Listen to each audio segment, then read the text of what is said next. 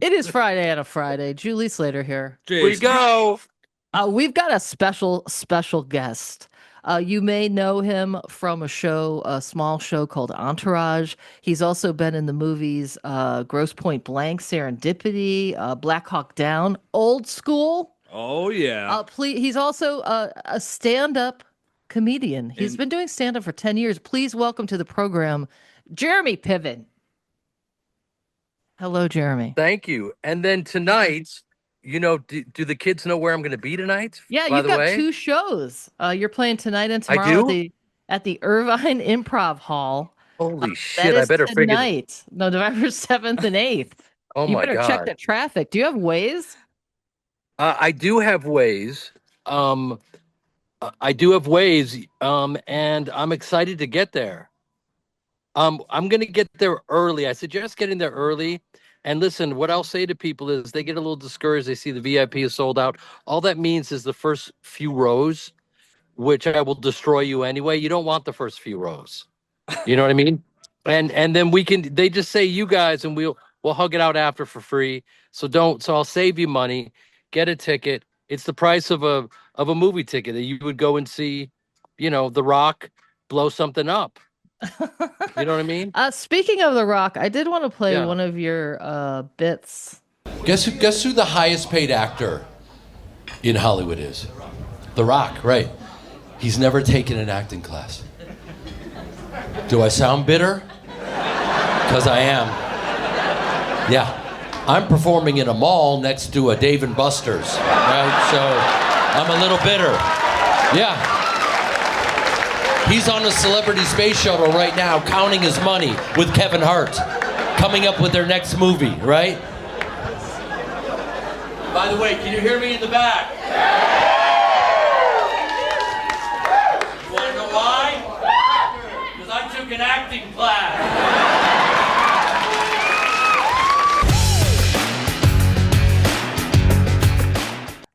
that was good and very true. Did you get any sponsorship from Dave & Buster's from that? Yeah, I'm still waiting on Dave & Buster's. One of my favorite destinations. Man, they do a good job. Don't they? Oh yeah. Oh, man. Cream of the crops. What makes you want to? I would think, boy, doing stand-up, that's a tough road. Like being on the road. What do Yeah, you I mean, love listen, about it? I love everything about it. Any road, this is going to sound like a TED talk, so forgive me, but any road that's worth it is not easy. I started acting at 8 years old, jumped up on stage, did about 40 movies, and then broke through and won the Fresh Face of the Year award at 40 years old. So it took me 32 years to break through as an actor. And so you could easily say, what, why do you want to be an actor?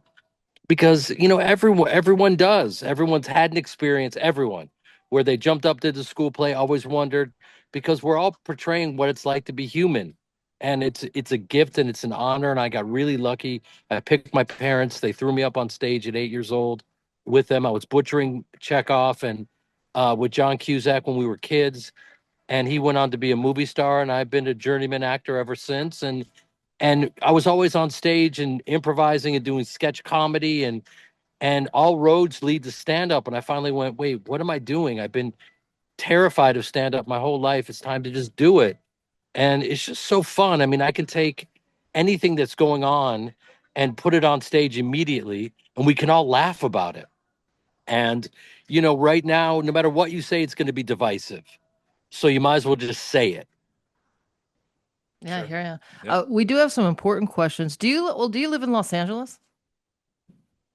I do. Do you want my address or how does this work? Yeah, could you post that up? Are Oh yeah, you no, I will. I will. The address is coming. Hold on one second. I'll give you my Netflix password, and it's all coming. Why? What's up? What's happening? I want to know Yeah, if you're a yeah. Dodger fan. Are you a Dodger fan? Did you love this World Series? The World Series was so dramatic. I was lucky enough to do the voiceover for the World Series, and Did you do that the was voiceover? I did. Wow. I'm gonna have my publicist send it to you guys so Yes, you can you, please. I've always wanted to go. Let's go to a clip. Let's go to a goddamn clip.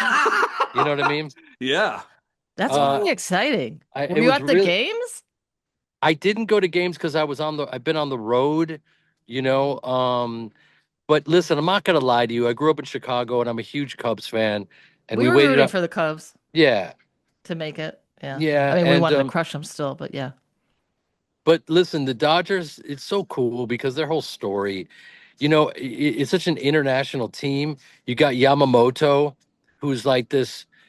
I studied his warm-ups and his training. He doesn't touch a weight. He doesn't ever touch weights. It's all mobility and body weights, and it makes so much sense. And I think that's going to be the wave of the future. And then uh Shohei Otani is obviously brilliant. And could you imagine those guys in Japan? It would be literally like a combination of Bruce Lee and Elvis and Literally. Jackie Chan Yeah. and Manny Pacquiao exploding out of a cannon. Yeah. Sasaki coming behind. I got your back. That sounds like a porno. It does a little bit. Hey, Yeah. you know what? Production is starting soon. All right. I'd like to audition. Let's Speaking of also, which, did you guys see the Charlie Sheen documentary? we did. Oh yeah. Oh my God. Phenomenal. Unbelievable. And my first movie was with Charlie. I was 18 years old. And I'm a stage actor in Chicago. I just got done playing high school football. I would never put the pads on ever again. I was an undersized Jewish linebacker. Suddenly I get the role to be in Lucas, and I put the pads on first day on the set. And Charlie Sheen, oh my God, I love his father. I grew up watching Apocalypse Now, and it's Hollywood right in front of me. It's my first day on the set. I'm getting paid to act. I'm living the dream. And the first thing he says is, dude, the only way I'm going to make it through this, dude, if I have a 12 pack and a big fat joint, dude. And I was like, oh my God, you have to be medicated to live the dream? That's crazy. And the director came over and he said, Charlie, we're going to get right on that 12 pack and that joint.